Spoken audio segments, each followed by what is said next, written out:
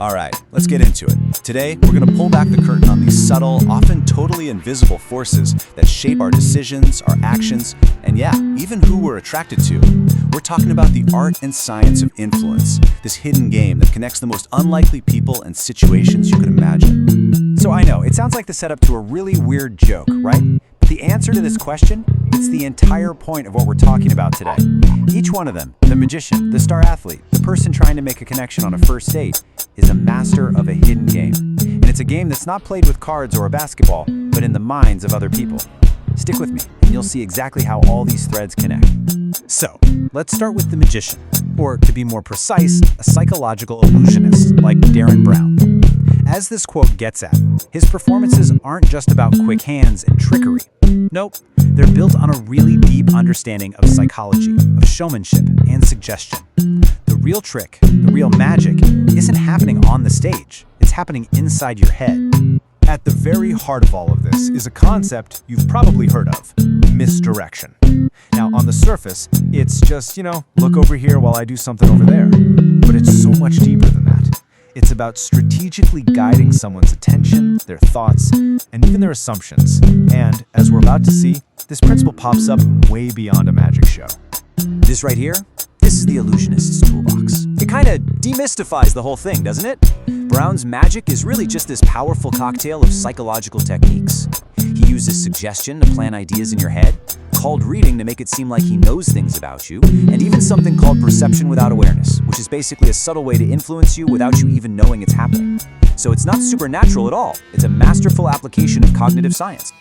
Okay, so how in the world does this world of mental tricks and illusion connect to something like elite sports? Well, let's switch gears and head over to the basketball court, because the very same principles are at play, just in a much, much faster and more physical arena. And here is where it gets really cool. This slide just lays it all out. Think about it. Where an illusionist uses suggestion to influence a mental choice, an athlete like Michael Jordan used motor priming to influence a physical reaction. Where the illusionist uses words to misdirect, Jordan used feints. And where the illusionist reads tiny cues to seem psychic, Jordan read a defender's hesitation to know exactly what they were going to do next. They're both masters of controlling the moment. So that brings us to this term, motor priming. Michael Jordan's famous fadeaway jumper wasn't just some incredible athletic feat, it was a psychological one. Every little hesitation, every turn, every feint, it was all part of a perfectly timed rhythm. And that rhythm was designed to prime the defender's nervous system, basically forcing them to react in a way he could predict. He wasn't just out-jumping them, he was out-thinking them in a split second. What we see as spontaneous genius is almost always the result of thousands and thousands of hours of practice, until a super complex move just becomes automatic. That's mastery. Jordan didn't have to think about the move, he just ran the program. It's influence that's become so smooth, so repeatable, that it's basically unstoppable. So, we've seen how influence works on a stage and on a basketball court, shaping actions that we can physically see. But what about influencing things we can't see, like our own thoughts and feelings? Let's dive into the invisible space of the mind, which is where influence starts to get really personal. Really think about this for a second. Have you ever felt that creepy, uncomfortable feeling just by imagining someone standing way too close to you? That feeling is 100% real, even if the person is completely imaginary. This gets at a really fascinating idea about how our brains handle space. And yeah, that feeling actually has a name. It's called cognitive proxemics. It's basically the study of how we create and use space inside our own heads. Our brain uses this imagined distance to regulate our emotions, to make us feel safe, or to help us feel connected to someone. It's this powerful internal system of influence that's running all the time. So how does your brain pull this off? Well, first, a part of your brain called the hippocampus creates a kind of map of the environment around you. Then, other parts of the brain translate that map into a first-person view, putting you right in the middle of the scene. And finally, your brain just simulates the interaction. And here's the kicker, your brain doesn't really draw a big line between what's real and what's imagined. An imagined threat can feel just as real as a physical one. This is how we can be influenced without anyone ever laying a hand on us. And this brings us right back to our original question in that first date.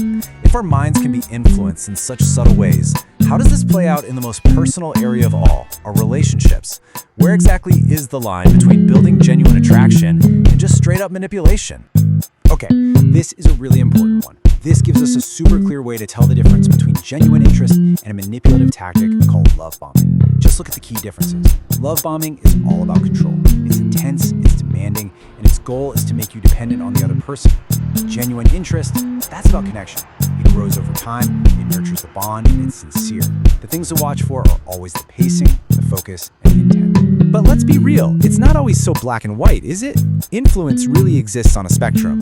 What about something like, say, reverse psychology? Are you just giving someone a gentle nudge to help them make their own choice? Or are you actually shoving them in the direction you want them to go?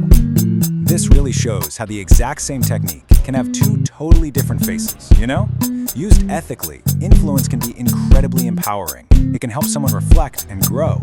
But when that same technique is twisted to take advantage of someone's vulnerabilities for your own gain, well, that's when it crosses a serious line into exploitation.